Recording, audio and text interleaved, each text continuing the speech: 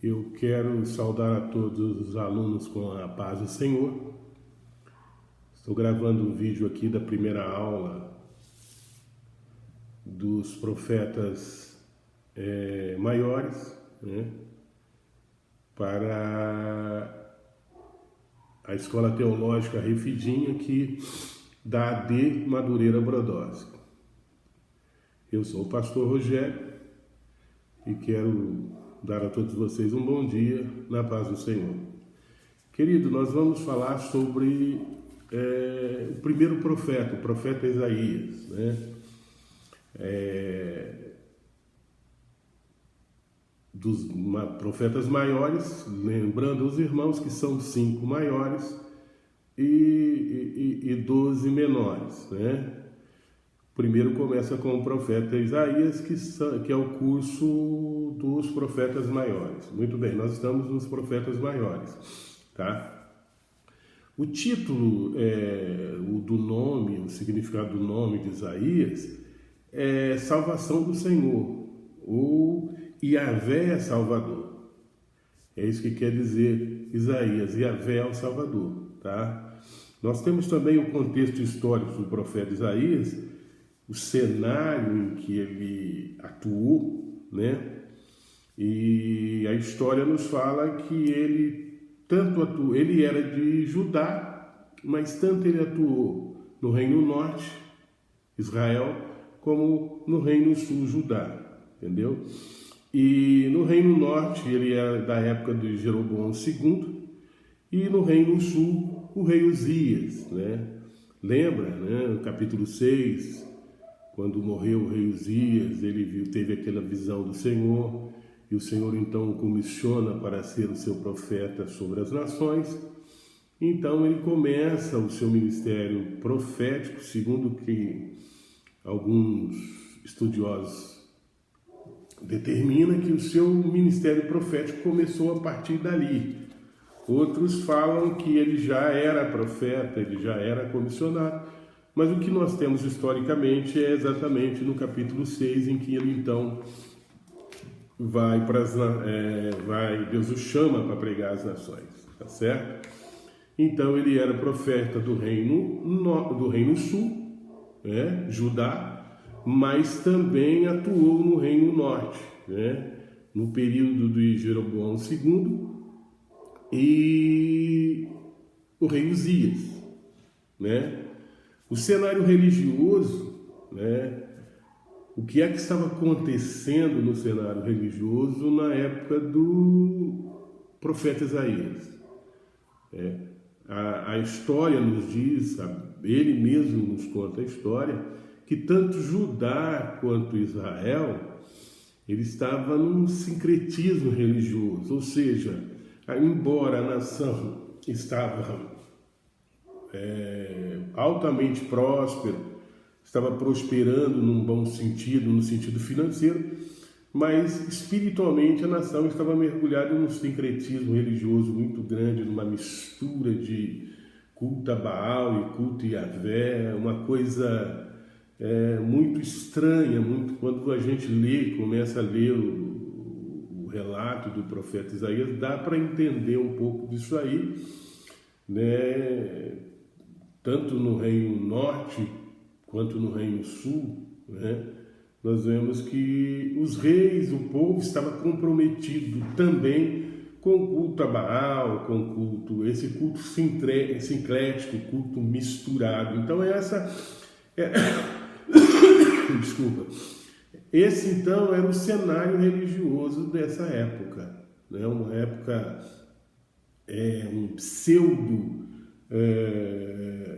um pseudo enriquecimento da nação, mas quando você vai olhar, você vê que há uma grande diferença na parte pobre, uma parte muito rica e uma parte muito pobre, né? Esse é o cenário econômico. E o cenário religioso é essa mistura. O povo dizia que era Jeová, dizia que amava Yahvé, mas também havia um sincretismo, uma mistura com cultos pagãos, principalmente Baal e outras coisas. Então esse era o cenário religioso da época do profeta Isaías, né? O cenário político da época de Isaías era uma bagunça. Por quê? Porque tanto o Reino Norte como o Reino Sul, principalmente o Reino Norte, né, nós vamos entender que havia também principalmente o rei Acás, essa aliança com nações, principalmente com Síria, né? Nós vemos que Acás ele se une com a Síria para poder lutar contra a Assíria. Então o reino de Judá, o reino do norte, ele junta com Síria, não a Síria, Síria, para engrossar sua fileira, para ter respaldo de guerra, fortalecer, para ir contra a Assíria, que que estava ameaçando o reino do norte nessa época, né? E no reino sul, né, com Ezequias, eles quiseram também que Ezequias fizesse essa coalizão juntamente com eles, e Ezequias não quis. E aí houve aquele problema. Então, no cenário político também havia essa desobediência a Deus. Por quê? Quando o Reino Norte unem com a Síria, com Síria, né, com medo da Assíria, e Deus fala para eles que não adianta você unir com eles, vocês precisam buscar a mim, eu sou o Senhor. Essa coalizão ou essa junção não vai te trazer nada, vai só piorar, né? Então, foi uma das mensagens do profeta Isaías, mas mesmo assim não deram ouvido, né? E aí nós vemos também que o Reino Norte, a princípio, não quis unir, e depois ele une com a Assíria. Veja bem, o reino de Judá, Ezequias, ele une com a Assíria para tentar impedir o medo da Síria, porque nós vamos ver que mais para frente essa união do Reino Norte com Síria não deu muito certo, porque a Síria começa a querer tomar Israel. Então Judá, com medo disso, Judá então vai e pede reforço para a Síria, né? E aí então o cenário político também era uma mistura, era uma bagunça, eles não ouviam o conselho de Deus. Eles não queriam ter Deus como seu protetor. E Deus, portanto, enviava o profeta dizendo que a desobediência ia ser muito caro para eles, né? Entendeu? O cenário profético era... Isaías, ele profetizou desde o reinado, nós vemos aqui, de Uzias, com a morte de Uzias, até da morte de Uzias no ano 740, até a entrada do trono aí do rei Acás, em 735, né? Então nós vemos que Isaías ele passou por vários reis, por vários monarcas, né, o seu período. Desculpa, eu estou um pouco gripado ainda, não melhorei, né? Então nós vemos o seu cenário profético. Nós vemos que as profecias de Isaías ela se divide em 4 etapas, né?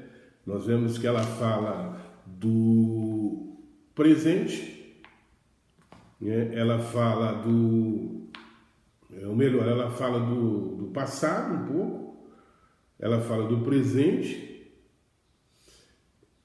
ela fala depois da morte de Isaías e depois para o futuro. Então são profecias que cumprem no período que Isaías está profetizando, no presente. São profecias que cumprem após a morte de Isaías.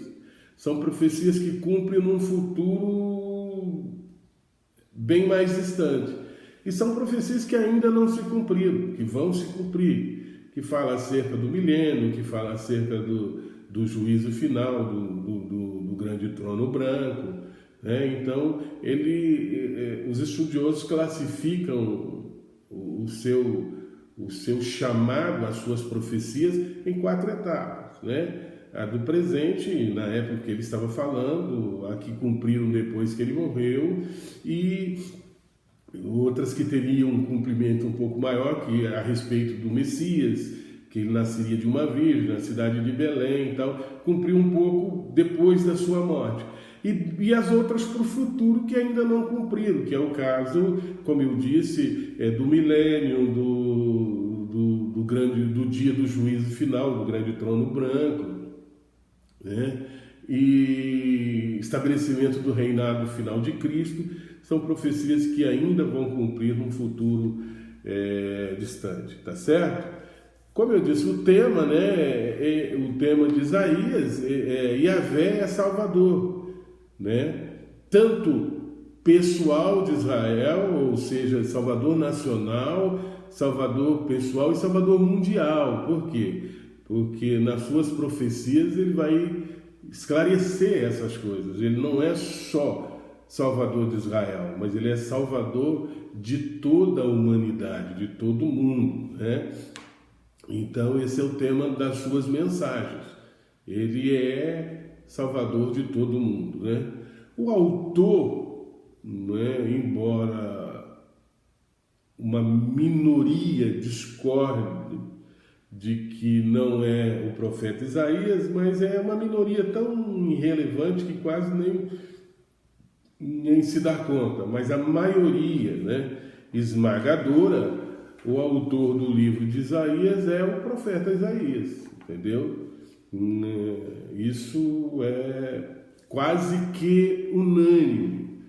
É uma minoria que tenta fazer algumas objeções aqui, mas é tão irrelevante que quase que não dá nem para levar em consideração, tá certo? Então, todos concordam que o autor do livro de Isaías é o profeta Isaías, né? Então nós vemos também algumas comprovações no Novo Testamento acerca disso, né? Ele fala do ministério de João Batista, ele fala do ministério de Cristo, ele fala do futuro do reinado de Cristo, ele fala do ministério curador de Cristo. Então, o próprio Novo Testamento fala muito de Isaías, né? O próprio Jesus falou de Isaías. Então, não tem dúvida nenhuma que ele é o autor do próprio livro, né? A vida, né, ministerial e obra do profeta Isaías, né? Isaías nasceu aproximadamente ali no ano 760, né? No período, provavelmente ele, no período de alguns profetas, ele é, portanto, contemporâneo de alguns profetas, que nós vamos ver depois a seguir, né? Os profetas que desempenharam o papel de profecia juntamente com ele, tá certo? Nós também vemos aqui que diz que ele era filho de Amós, né? Marido de uma profetisa, e que tinha 2 filhos, e depois nós vamos ver que seus filhos foram usados nas profecias para serem também juízo de Israel, o nome dos seus filhos, né? Nós vemos que ele, segundo Isaías, ele exerceu o seu ministério durante o reinado.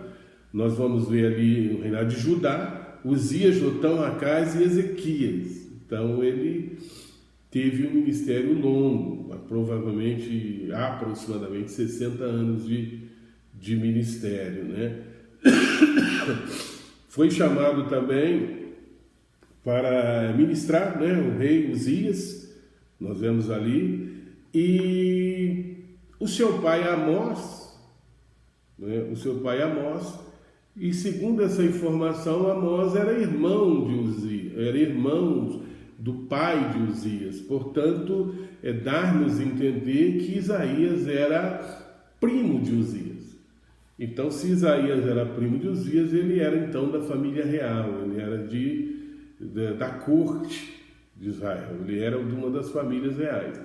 E talvez isso explica, né, a sua proximidade ao trono, isso explica a sua instrução, né, secular. A história nos mostra a sua própria, a literatura que ele escreveu nos fala que ele era alguém muito culto, que entendia, principalmente da vida palaciana. Quando você vê as suas profecias, você vê que ele não tem dificuldade nenhuma em descrever a vida palaciana. Então era alguém próximo do rei, era alguém que viveu ali próximo do reinado, tá certo? Então ele era primo do rei, portanto ele era também da realeza. Data em que se foi escrito o livro de Isaías é provavelmente ali em 760 a 680 a.C., né?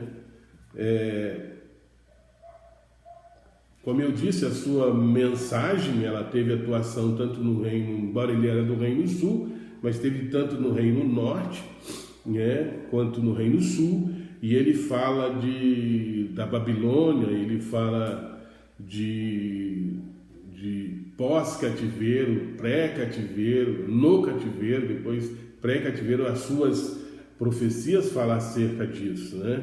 Então nós vemos que, como eu disse lá atrás, nas classificações das suas profecias, que tanto ele profetizou e se cumpriu no período em que ele estava vivendo, como se cumpriu depois da sua morte, como se cumpriu uma data bem distante depois, o nascimento de Cristo, o servo, como ainda vai se cumprir, tá certo? Então, nesse período, ele falou de pós-cativeiro, ele falou do cativeiro, ele falou pré-cativeiro, no cativeiro, pós-cativeiro, e falou até do futuro as suas profecias, né? Então, esse é o profeta Isaías. Nós vemos esboço aqui da sua profecia que, como eu disse, tinha um conteúdo de condenação, né? Deus condenando primeiro a sua nação, né? Nós vemos que ele fala acerca da parábola do vinhateiro, ou da vinha, né? Vinha de Yahvé, entendeu? A vinha de Yahvé. Então, nessa profecia, ele declara o descontentamento do vinhateiro, do dono dessa vinha. Por quê? Ele se dedicou a essa vinha, ele preparou essa vinha, ele cuidou dessa vinha, ele deu o máximo para essa vinha, e quando ele foi procurar o fruto, essa vinha não deu uva boa, não deu uva amarga. E, portanto, o dono da vinha estava desgostoso com o resultado dessa vinha. E aí ele então profetiza dizendo: olha, eu não vou cuidar mais de você, eu não vou ser mais o seu protetor, eu não vou ser mais a sua cerca, eu não vou mais dispensar as chuvas nos períodos, chuva que está dizendo aqui as bênçãos que ele dispensava para aquela vinha. E essa vinha quem é? É Israel, é o teu povo, né? Tanto Israel quanto Judá, porque nesse período eles já estavam divididos. E ele diz: eu fiz tudo isso para você e eu estou descontente com o que você produziu. Era para você produzir uvas boas, fartas, e você não produziu nem farta e nem boa, né? E então ele estava dizendo que ele estava abrindo mão daquela vinha, não seria mais o seu protetor, o seu cuidador, e os inimigos iriam então invadir e falar. Então, a primeira instância ele fala do castigo que ele iria trazer para essa vinha, né? E os inimigos que ele ia permitir que faria isso com essa vinha, né? Bendito é o nome santo do Senhor. Numa segunda instância, as profecias são de confirmação, confirmar aquilo que ele iria fazer, né? Então você vê que ele fala tanto que ele iria usar os inimigos, as nações inimigas, para castigar a sua vinha. mas que a intenção não era de destruir, a intenção não era de aniquilar, a intenção era de fazer com que o seu povo voltasse para ele, voltasse a confiar nele, né? Voltasse a priorizar o que o vinhateiro fez com a uva e dar fruto bom. Então essa era a ideia de que Deus iria fazer com que as nações viessem contra a sua vinha, viessem contra o teu povo. E no terceiro ponto nós vemos também que a sua profecia ela fala de consolação, que ele permitiria que as nações o punisse Israel para que Israel voltasse para ele de volta, mas que depois também ele puniria essas nações, porque essas nações também não estariam sendo corretas, essas nações não estariam sendo, ele não usou essas nações para punir o seu povo porque essas nações eram certinhas, eram boas, não. Ele usou porque era um instrumento que ele usou, mas depois então ele cobrou dessas nações por elas também serem nações terríveis, nações cruéis, principalmente com os seus inimigos, entendeu? Então nós vemos essa situação aqui, profecias contemporâneas, né? Ou melhor, profetas contemporâneos. Quais são os profetas que atuaram na mesma época do profeta Isaías? Então nós vemos aqui Miqueias, Oséias e Amós. Esses três profetas são contemporâneos de Isaías. O que é isso? Profetizaram no mesmo período, provavelmente, às vezes, em lugares diferentes, mas no mesmo período, né? Então são eles, Miqueias, Oséias e Amós, que são contemporâneos do profeta Isaías. Bendito é o nome santo do Senhor. Nós vemos também o objetivo do livro de Isaías, né? Qual foi o objetivo do livro de Isaías? Um dos objetivos, como eu disse, admoestar as nações, advertir as nações acerca do quê? De que Deus estava no controle, né? Que o Santo de Israel era o Senhor. Não adiantava correr, fazer coligações com uma ou com outra para tentar se defender ou fazer alguma coisa. Essas coisas não adiantariam. O que adiantaria é que eles precisavam confiar em Deus, Israel e Judá voltar para Deus, ser fiel ao Senhor, que o Senhor então continuaria cuidando e dando auxílio e livrando, né? Outra coisa, lembrar as nações de quê? Lembrar as nações de que, embora eles não estavam dando ouvido, embora eles não estavam percebendo, mas viria sim o Messias, e esse Messias, ele viria no futuro e traria, no futuro primeiro ele viria como um servo, no futuro primeiro ele viria como alguém que ninguém dava muita importância, no futuro primeiro ele viria como alguém que não tinha aparência, não tinha formosura, ou seja, até o teu povo o abandonaria, mas no segundo estágio, ele viria como rei, como dominador, como senhor dos senhores, e restauraria todas as coisas que precisariam restaurar. Então essa era a advertência de lembrança que as suas profecias também trazia, né? Resumos das profecias de Isaías, nós vemos que, como eu disse, né, profecias que aconteceram durante a sua vida, depois da sua morte. Então nós temos aqui uma série de profecias, né? Profecias que se cumpriram durante a sua vida, são muitas, né? Profecias que se cumpriram após a sua morte, né?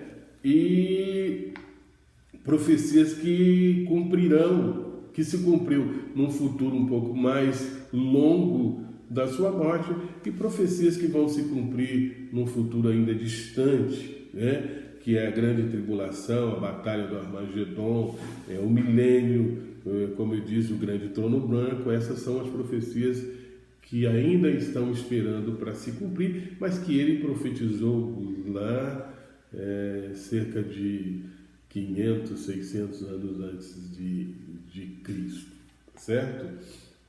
Então nós vemos aí as suas profecias. O conteúdo das suas profecias, eles falam muito, né, entre a pessoa do Messias, o caráter messiânico, a obra do Messias. Nós vemos, por isso que ele é chamado de príncipe dos profetas. Por que príncipe dos profetas? Porque foi ele que mais falou acerca do Messias, né? E também ele é chamado de profeta messiânico, ele é chamado do evangelista do Velho Testamento. Alguém diz que ele é chamado poderia chamar ele até do Evangelho do Velho Testamento, porque é alguém que fala do Messias com muita propriedade. É alguém que fala do Messias como se estivesse vivendo com o Messias. Quando a gente ouve lê as suas profecias, ou ouve, a gente tem uma impressão de que o profeta Isaías parece que ele estava lá. Quando ele fala do nascimento, quando ele fala da sua trajetória com os seus discípulos, dá a entender que ele fala com tantos detalhes, como alguém que estava presente ali, né?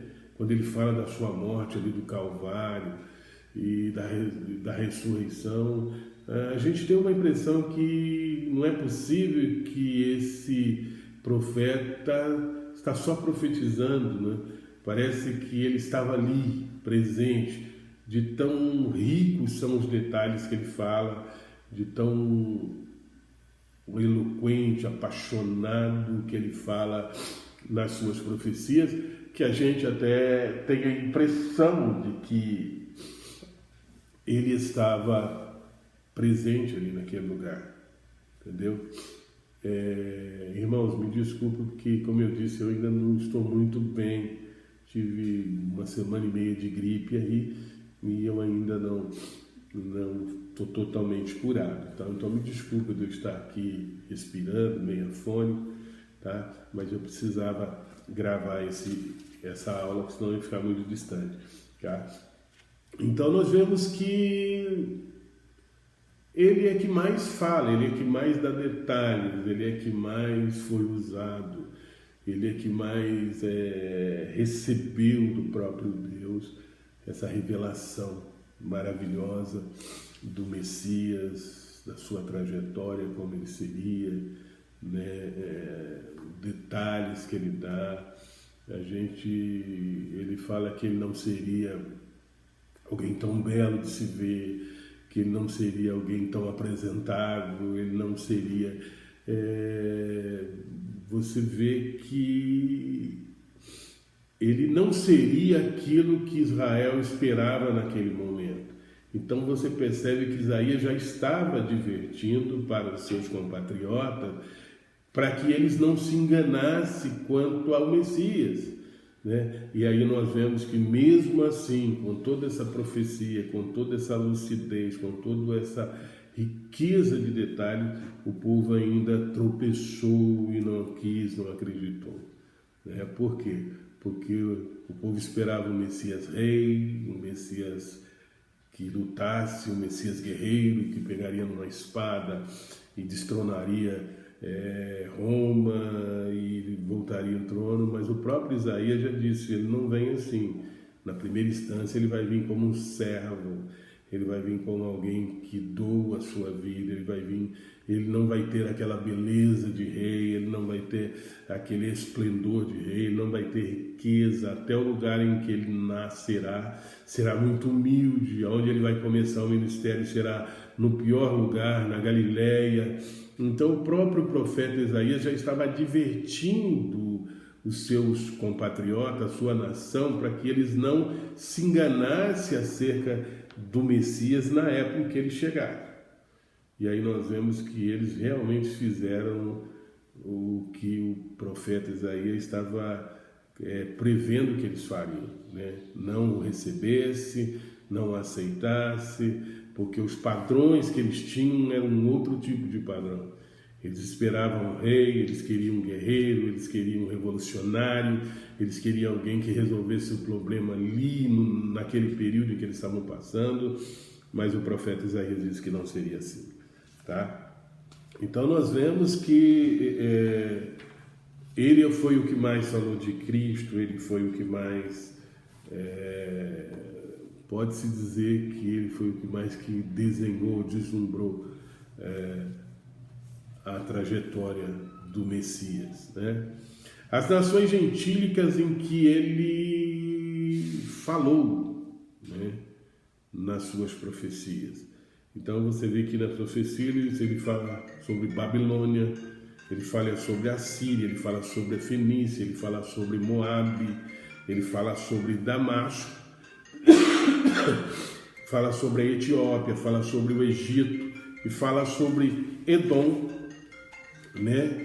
Arábia, ele fala sobre Tiro, que são nações ali que não fazem parte do reinado de Israel e que precisa e que ele está no seu cenário, né? Ele menciona, as suas profecias mencionam todas essas nações como fazem parte da sua época, né? Fala sobre a Babilônia, fala sobre a Fenícia, então são as nações que são citadas nas suas profecias e que Deus trataria ou num período próximo, ou num período um pouco distante, ou no futuro. Nações que estariam envolvidas nesse acerto de contas, nesse tratar de Deus com essas nações. Então ele fala, nações que foram usadas por Deus para fazer com que Israel voltasse ao Senhor, nações que foram usadas como freio, como empecilho, o próprio Deus usando essas nações como instrumento de Deus para punir Israel, para que Israel voltasse para o Senhor, como são nações que depois o Senhor cobraria delas, puniriam elas pela sua conduta, pela sua má conduta e pelos seus tratamentos. Então são nações que fazem parte das profecias de Isaías, certo? Nós temos também os diferentes personagens que ele fala ali, que ele usa na sua profecia, como Acaz, né, chamando. Nós vemos também Senaqueribe, que é o rei da Síria, né? Nós vemos Senaqueribe, nós vemos também Eliaquim, nós vemos Eliaquim, depois nós vemos Rabazaque, ou Rabenaque, que são nomes de reis pagãos, né, que fazem parte são citadas na profecia, né? Então, a representatividade do seu Deus, né, que era Marduk, Baladão, nós vemos também ele falando de Ciro, o rei persa, né, 100 anos antes do seu nascimento, ele dá aquela linda profecia, né? E então são personagens que fazem parte deste cenário do profeta Isaías, né? Nós temos também uma visão panorâmica aqui do seu livro, né? Mensagens, seus mensageiros, uma representatividade dos reinos, as nações gentílicas, Israel, né? E são nações que você vê que ele fala acerca dessas nações, que ele incita acerca dessas nações, né? E eu gosto muito do profeta Isaías, porque nós vemos que é alguém que se deu, né? É alguém que se deu. A história fala que ele foi morto pelo perverso rei Manassés, foi cerrado ao meio, né? E que Manassés que teve esse papel de fazê-lo. Então, mas um grande profeta que foi usado extraordinariamente para os propósitos de Deus, né? Nós vemos aquela chamada: a quem há de ir por nós, a quem enviarei? Ele diz: eis-me aqui, envia-me a mim. Então nós vemos que o profeta Isaías se entregou realmente de corpo e alma para essa chamada. Parece que antes dessa chamada ele era alguém que tinha um papel, embora na corte palaciana, embora entre os nobres, mas o seu papel parece que não era um papel tão nobre. Eu não sei se ele era o bobo da corte, se ele era aquele que contava piada ou intertia, né? Era um entretenimento ali da corte. Eu não sei qual era o papel dele, mas parece que o papel dele não era um papel muito considerado. Mas a partir do momento em que ele tem aquele encontro após a morte do rei, ele tem aquele encontro com Deus, e parece que esse encontro muda toda a sua visão, muda toda a sua vida, e Deus o vê com alguém com muita fé, com alguém com muita profundidade, a ponto de revelar a ele algo que só ele teve com essa profundidade, né? Profundidade. Eu fico vendo quando Jesus ali no templo, ele pega o pergaminho e lê um trecho do profeta Isaías em que dizia a respeito dele: porque o Espírito do Senhor me ungiu para libertar os prisão das cadeias e libertar os cativos. Eu fico impressionado e pensando o próprio Jesus lendo a respeito de si naquela sinagoga e falando: hoje cumpriu esse dia, está aqui aquele a quem o profeta falou há tantos anos atrás. Hoje se cumpre esse dia, né? Hoje essa profecia se cumpriu. Então eu fico pensando, só mesmo Deus para fazer isso, para usar com tanta profundidade, usar com tanta presteza, usar com tanta, como se diz, com tanta espiritualidade esse profeta, né? Provavelmente ele não teve muita dificuldade como os outros tiveram. A sua chamada não foi igual à chamada de outros. Nós vemos que um era um sacerdote, outros eram da linhagem, outros eram boiadeiro, outros eram lavrador, né? Isaías era praticamente um poeta, alguém da corte, alguém com um ensinamento muito vasto e muito fino, né? E Deus então usa como esse profeta, com essa profundidade tão maravilhosa e tão grande, né? Então o profeta Isaías, a história nos fala que ele profetizou cerca de 60 anos. Dá a entender que quando essa chamada dele aconteceu, ele deveria ter ali os seus 30 e poucos anos, porque ele já era casado, né? E geralmente um judeu casa, o homem cerca de 30 anos, né? Que é considerado um homem responsável, um homem que já preparou tudo. Então dá a entender aí que Isaías, ele já tinha 90 e poucos anos, quando ele foi morto, né? Quando o perverso rei Manassés mandou serrá-lo ao meio. Então nós vemos, queridos, que esse profeta, ele, com tanta graça, com tanto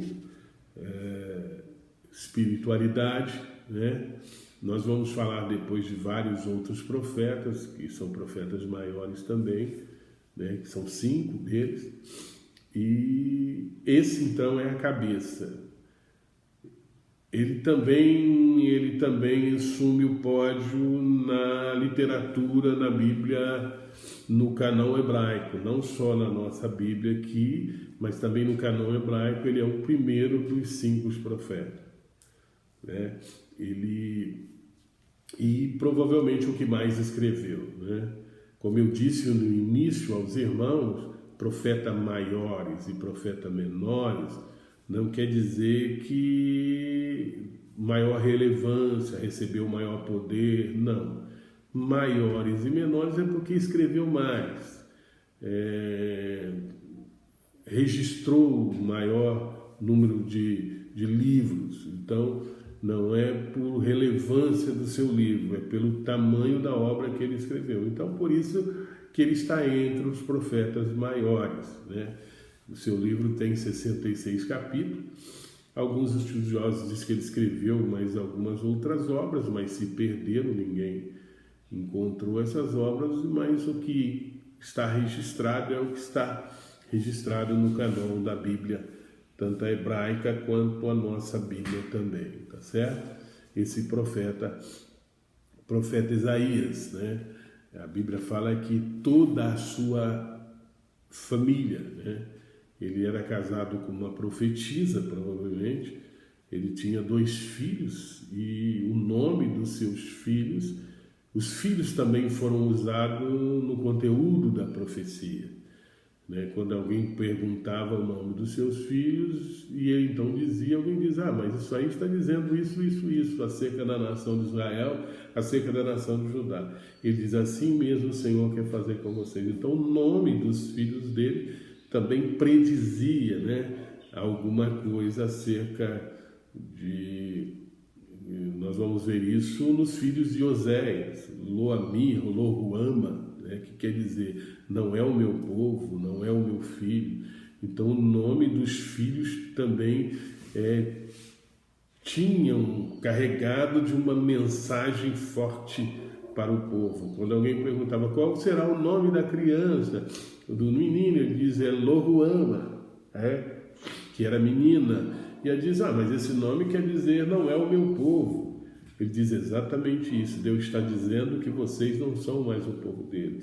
Quando nasce um filho e ele põe Loami, ele diz, qual é o nome do teu menino que nasceu? Ele diz Loami. Mas esse nome quer dizer, não é mais o meu povo, não é mais, eu não serei mais o seu Deus. Ele diz exatamente, Deus está dizendo para vocês que a desobediência de vocês, o pecado de vocês, o distanciamento que vocês fizeram, ele já não mais quer atuar como seu Deus, como seu protetor, como seu ajudador. Entendeu? Então, não era só o profeta que era usado na sua mensagem, era toda a sua família, toda a sua bagagem, né? Nós vamos ver isso muito com Ezequiel, nós vamos ver isso muito com Jeremias, né? Que era um profeta que não só falava, mas era profeta que encenava também, que usava o seu dia a dia, a sua vida, o seu cotidiano como uma mensagem, né? O próprio Deus usava eles como uma mensagem, né? Pedia para eles fazerem algo, né?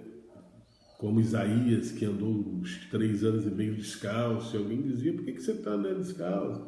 E aí ele então falava, sim, o Senhor está dizendo, a mensagem. Então nós vemos, irmãos, que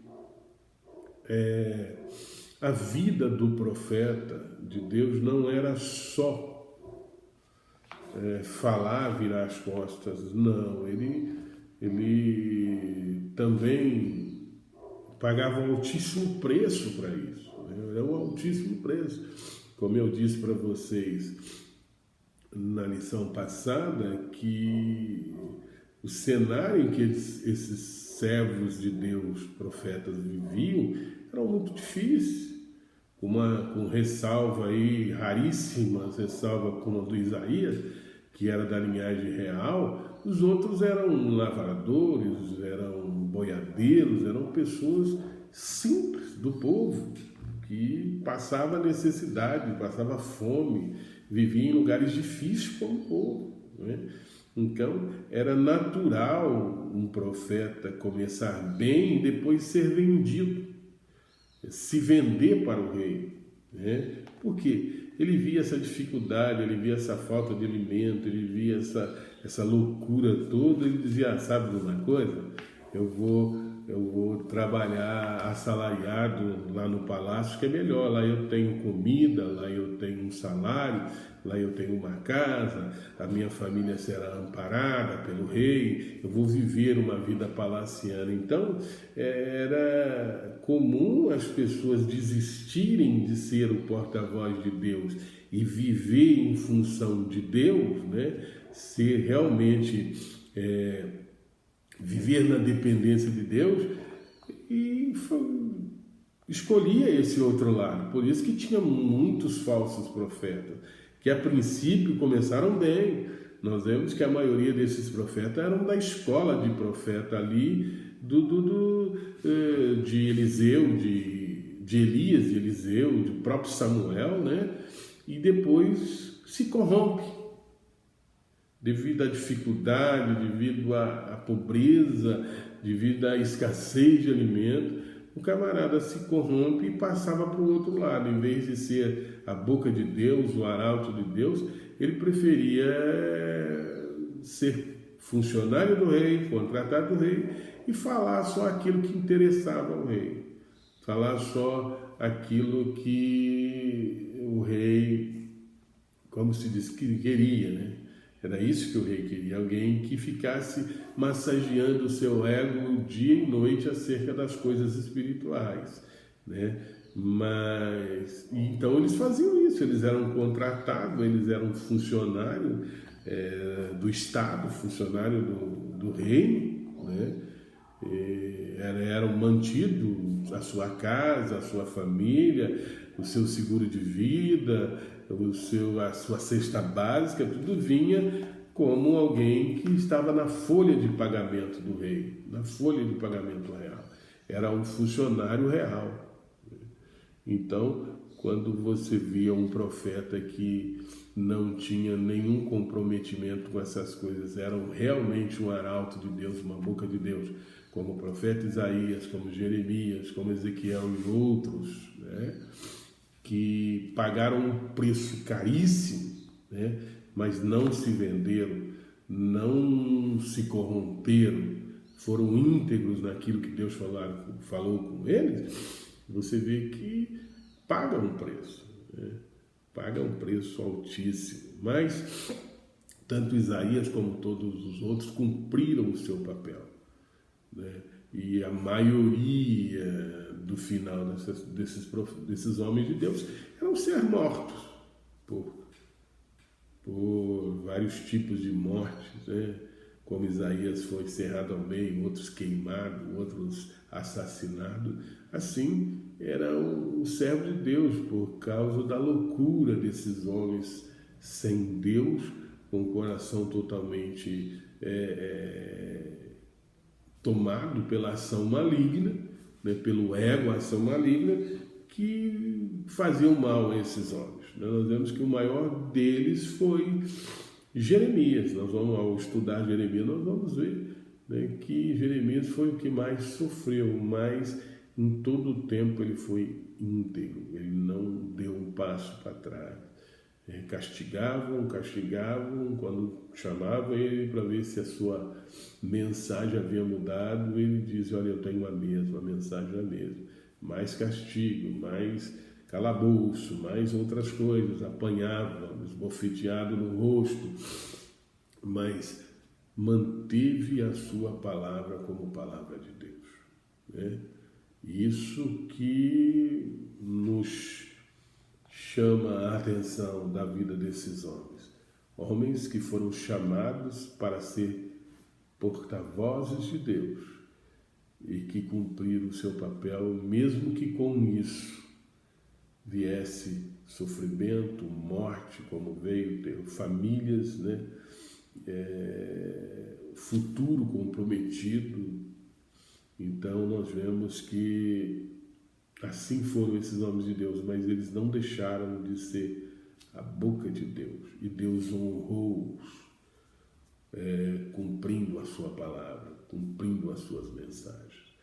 Deus honrou, né? Por mais que o rei não dava ouvido, mas estava registrado, aqui passou um homem de Deus, aqui veio um homem de Deus, e ele falou isso, e exatamente o que aconteceu.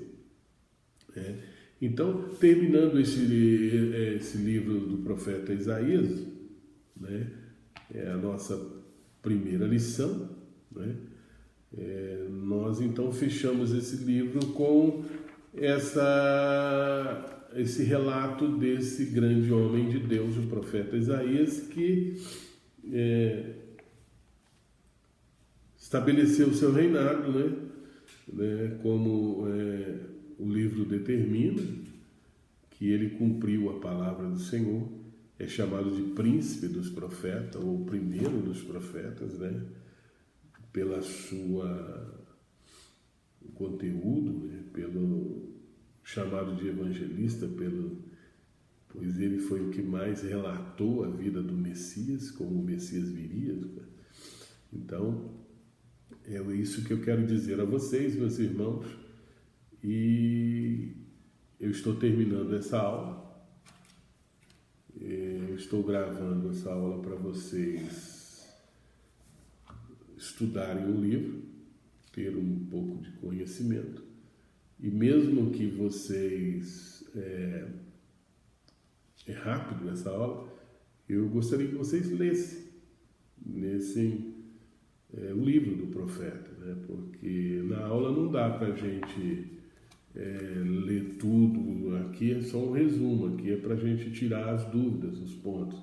Então é necessário que vocês estudem o livro, estudem a Bíblia, né? O próprio livro do profeta Isaías, leiam as suas profecias, descubra as que se cumpriram, as que ainda vão se cumprir, tá certo? Para que você possa ter um melhor aprendizado, tá bom?